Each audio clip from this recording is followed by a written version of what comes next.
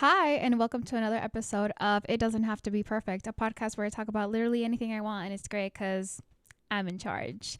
So, today I wanted to talk about the mountain of notebooks that I have. Well, not notebooks, actually. They're journals, okay? I have kept a journal since I was in 4th grade. And I remember this very clearly because I would always talk about my crush in my journals, okay? Yeah, sometimes there was life stuff, but for the most part, I wanted to talk about boys and my crushes and all that, So my early journals are about that, essentially. Here, actually, let me dig them out for you real quick.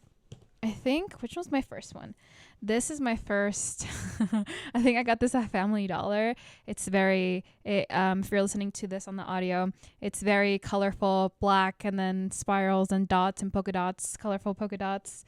And, I just continued on to have many more. This one, I think my mom got it for me, or I picked it out, but I didn't know it had a Bible quote on that. And this one just says journal, all in black. I think I started getting a little more dull with it once I started being a teenager. This one right here, all black. I think my favorite one though is the one that I got at Barnes and Noble's like in 2021. This one, it looks very earthy, very, oh my God, there's a scripture in here or something like that, And I've transitioned from talking about my life and my thoughts in these journals to talking about things that inspire me, things that motivate me, things that I look up to. And I started keeping a section in the back of my journals where I will just write down quotes that really just resonate with me.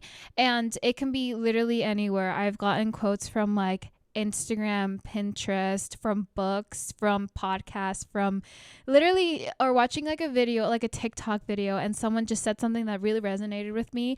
I keep notes on it. I keep notes in journals, and I also have a whole thing of notes in my phone too. Where is it? It's under quotes, as you can see right there.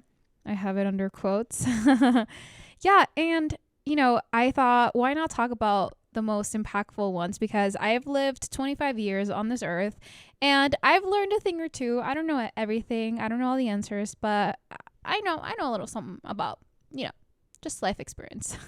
So I thought I'd share that with you because I feel like the ones I'm about to talk about really just actually did shape my brain chemistry. Like, I'm not even kidding. Okay, the first one is, if they can do it, so can you. And I forgot where. So I can't even like quote these exactly of where I got them from.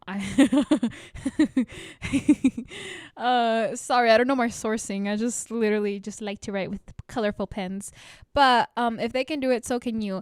I feel like this one really just like, when I read it, I think, oh my gosh, I think about all the people that are so underqualified for certain positions that I've seen in my life, but they somehow got the job. They somehow are in that position of power and they know much less than I do. And I'm like, yo, if they can do it, and not to like bash them, but I'm like, okay, like you must have like a confidence or something. You must have done something right to get to where you are at.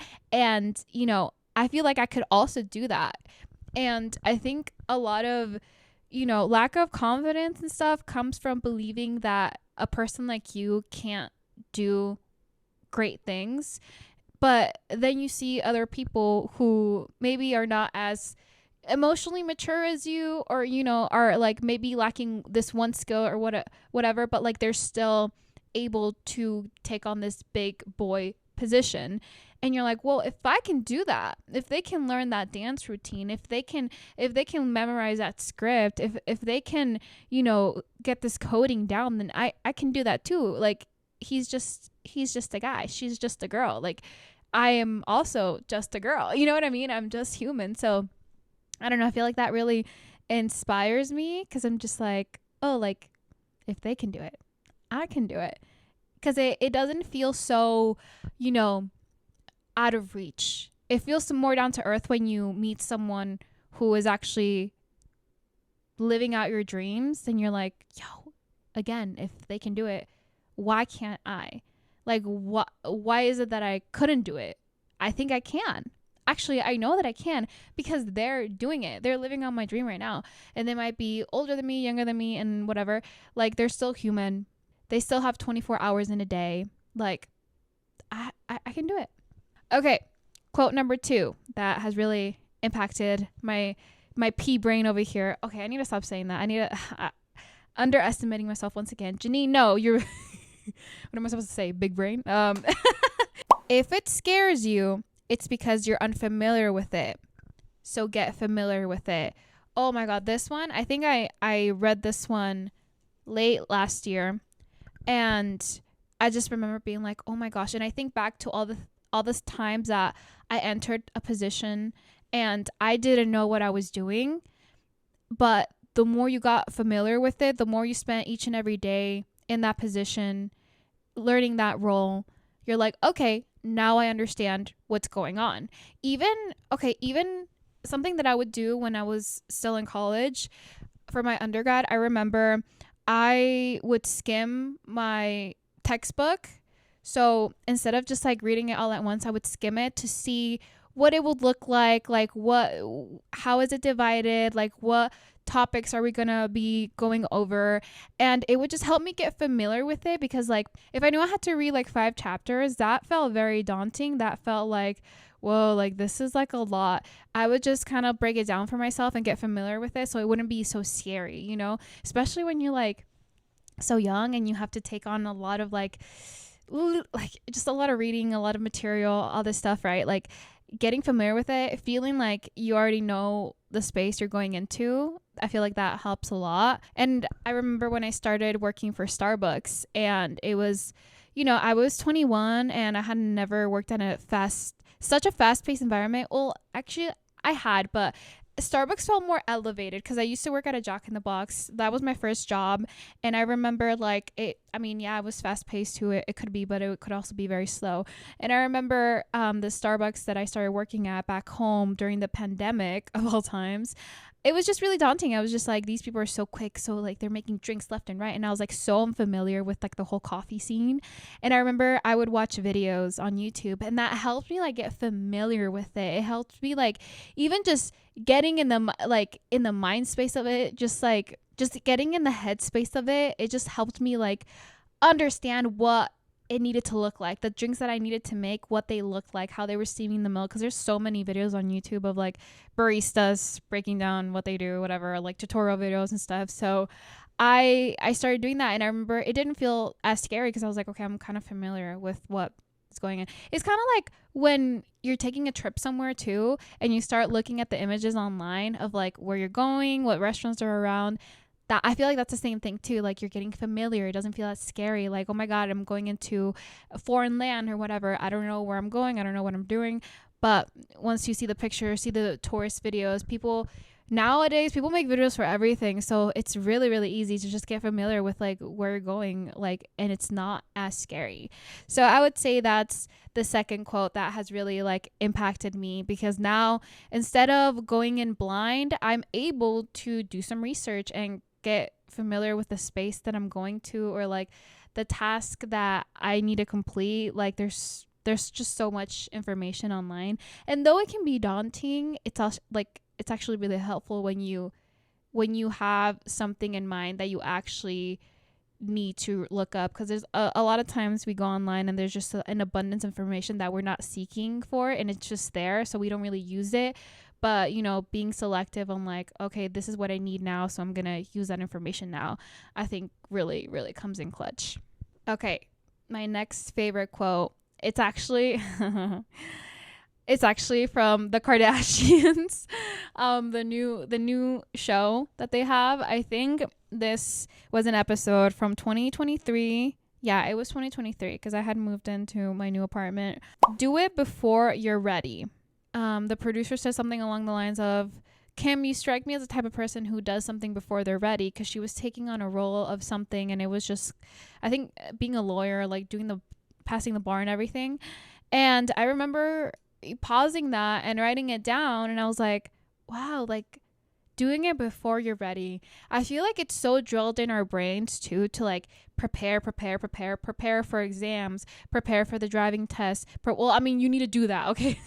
But like just prepare for everything, like prepare to be a parent, like read all these books and like prepare for everything. We have to prepare for everything.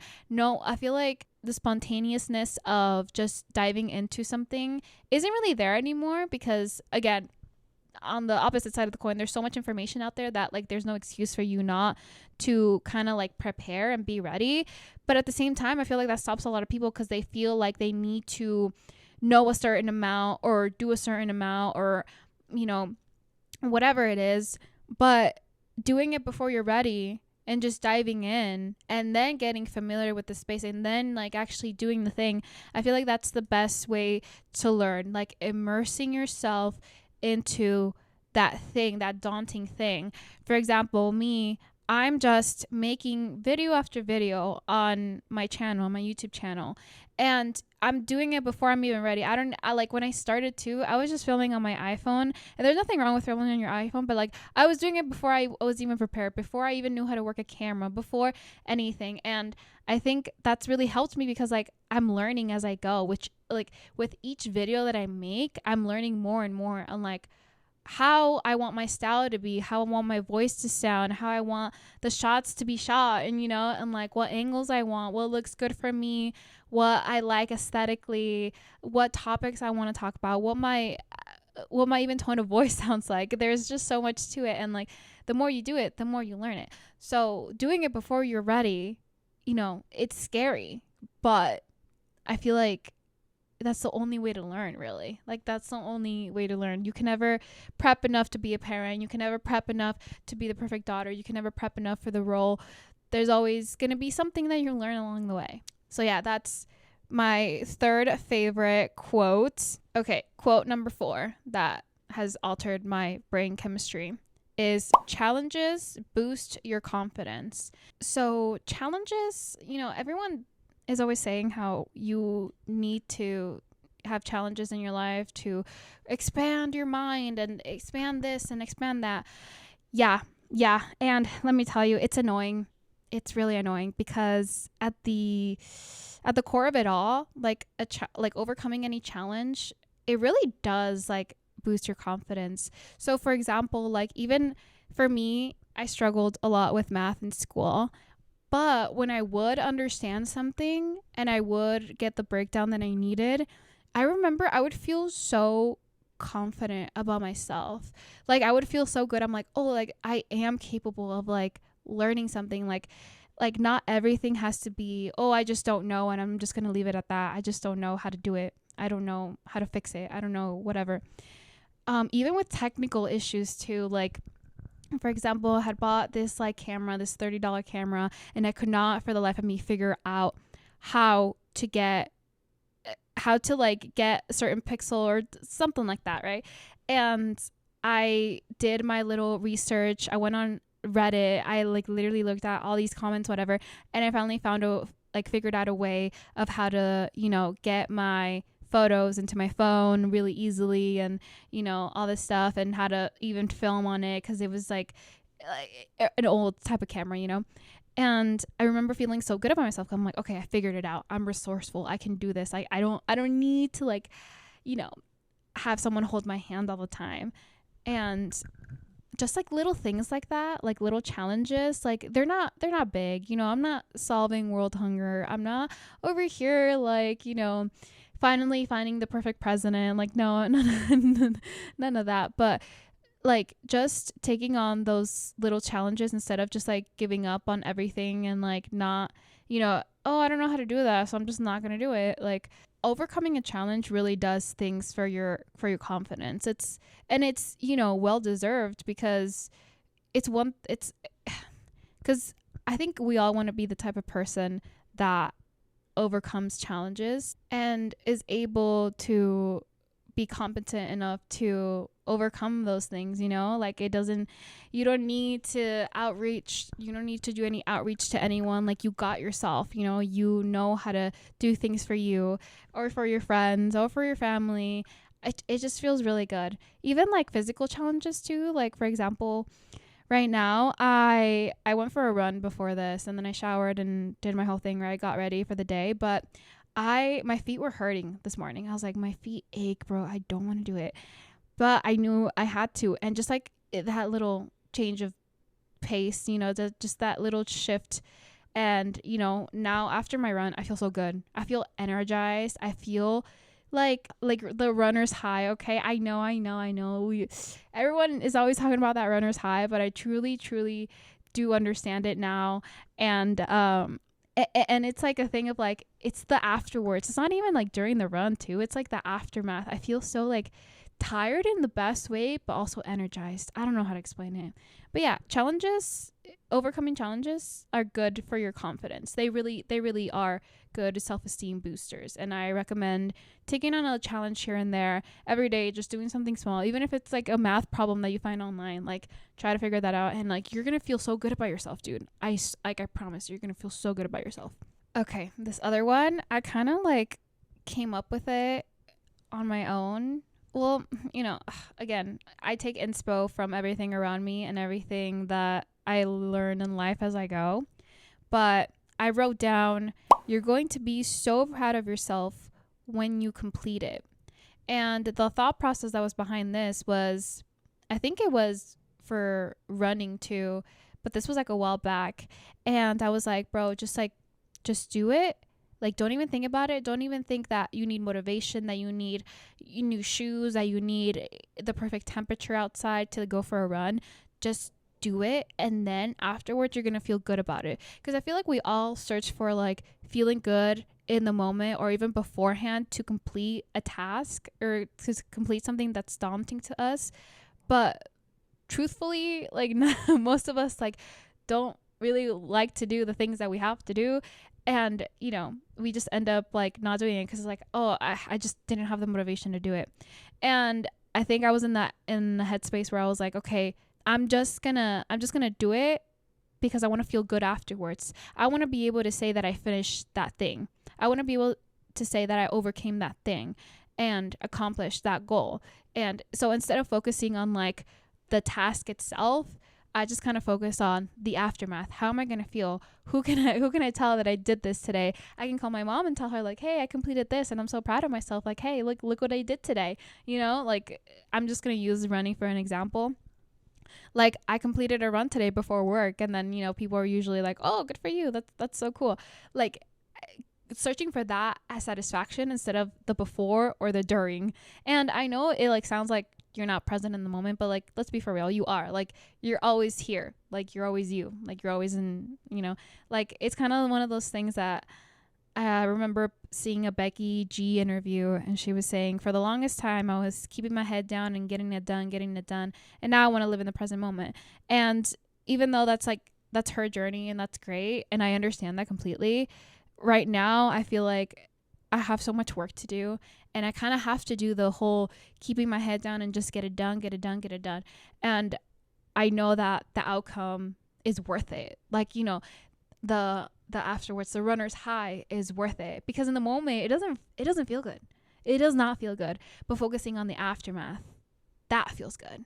That is the satisfaction that I'm searching for, That is my fifth and final quote that has just really resonated with me, and all of these are kind of like a little insight into like my mentality, at least in the past year, but I have so many more quotes. I have like quotes from Albert Einstein, from Rich Dad Poor Dad, the book. What else? My dad. Wait, what did I write here? Hold up, I'm gonna give you a little extra one. What did I put? Poor people are more greedy than rich people. Did my dad actually say that? Dude, I don't remember this. I wrote it down. Huh. Was I talking about Rich Dad Poor Dad? No, I think I was talking about my dad. Wow. Interesting. Okay, well, yeah, that's what my dad said. And I thought it was impactful for some reason. Which, I mean, no, I understand because, I see a lot of successful people give to charity all the time. And, unfortunately, I don't see people in my income bracket really doing that because again, we're all just trying to survive and I just need to be better at that, honestly, and just giving back a little more, volunteer somewhere, something. and I need to shut up about it. And like, I need to shut up and just do those things, like volunteer and stuff, instead of just like being like, I should do that. See, I'm going to use one of my own quotes right now. I'm just like, okay, just do it. And then you can brag about it. And then not even brag about it, but just like feel good about it afterwards, you know?